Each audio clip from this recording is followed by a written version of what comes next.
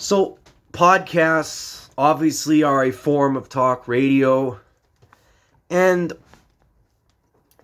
everyone and their mom has a podcast now. But this is, where I come in here. I think we made a mistake.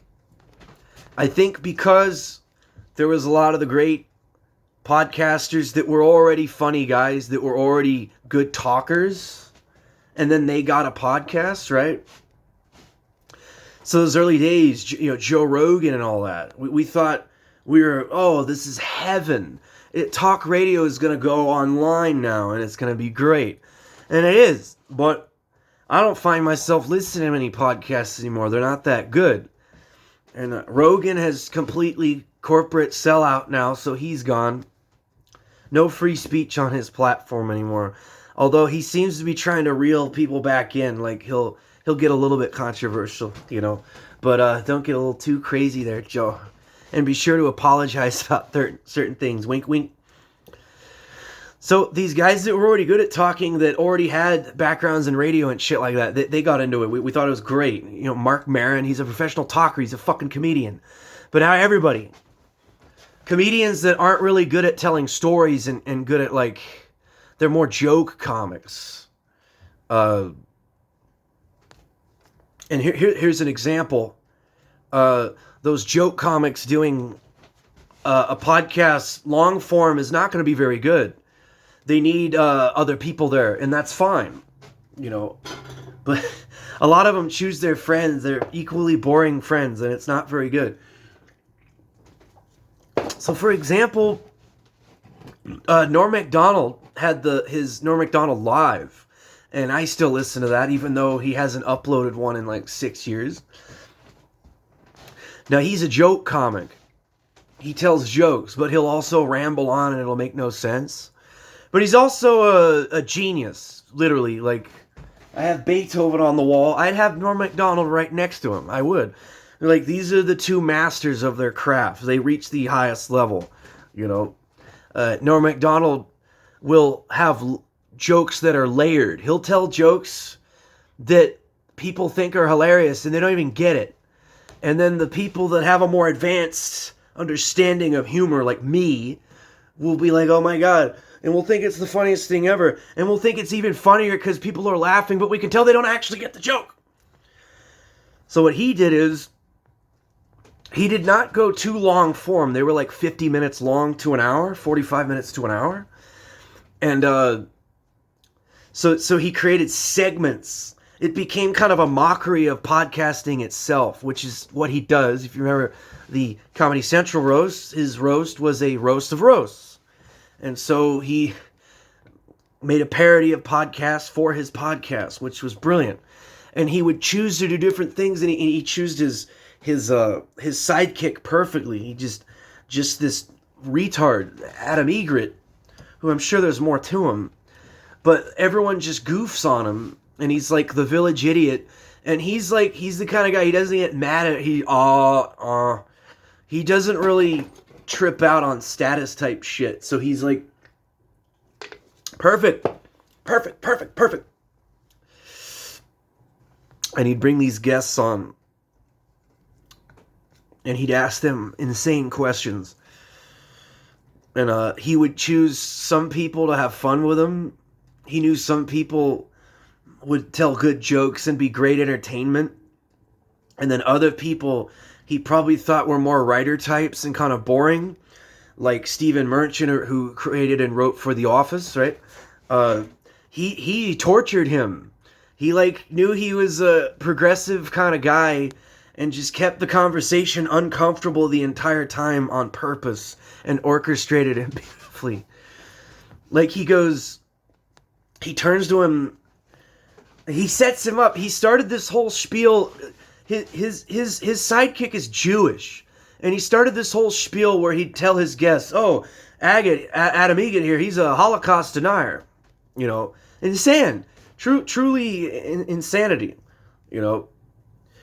And he realized he had a unique opportunity because this guy was Jewish, and he could blame it on him and say horrible things, and then Adam wouldn't defend himself. You know, Adam would just take the beating. And so he could just say horrible things, and Adam would just eat it up and never complain. You couldn't do that with most Jewish guys. They'd freak out, man. So he's with Stephen Merchant, and he turns to Adam Egget, and he goes, no, he turns to Stephen Merchant, and he goes, you're good friends with David Irving, who he reads constantly. He's like, I'm not friends with David Irving. Well, he knows who he is. And if you know who he is, then, he's a revisionist historian from England who's written extensively on World War II Germany. So that's the kind of jokes you're not going to get anywhere. It's definitely not on local radio. So we're in sort of a dark ages of talk radio, which seems weird because we have so many podcasts, but the market is saturated. So when you have one you like that's consistently good and they keep it real, you almost have to bookmark it and keep it, because the chaos. Or if you're simplifying your life already, that won't be that much big of a problem, because you've already figured out that in the modern world with this much chaos, with the internet especially, we have to compartmentalize everything we do.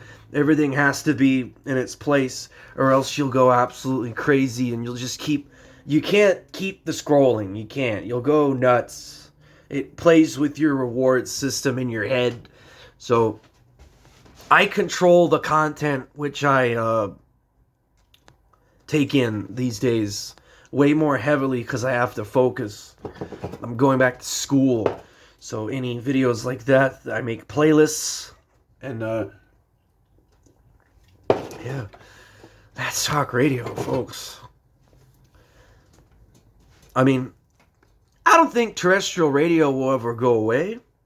And if it does, I think it'll take longer than you think. And but I just I don't know if there's a solution for it. That's really all you have to do. You could go on iHeartRadio and look at every goddamn talk radio station out there and find the good ones, right? That there might be some small talk radio station in northern Michigan where they're just killing it and they're hilarious. You never know. So, yeah, it's basically what I'm doing for my content that I take in. And as you see, I create low quality content as well. And I realize you have to at least put the minimum amount of effort, at least to not insult your audience that you got, right? But I feel like you guys understand the joke that the milk and the spilling things and the complete lack of just, dude, just, this is so bad. That's the idea, man.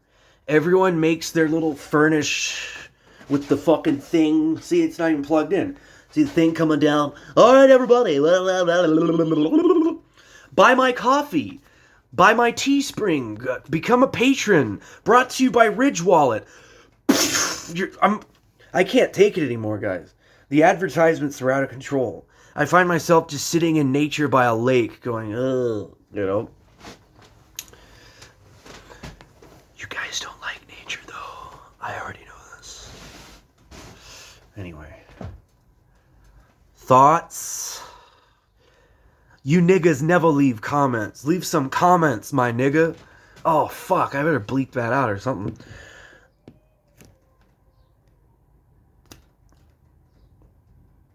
Yeah.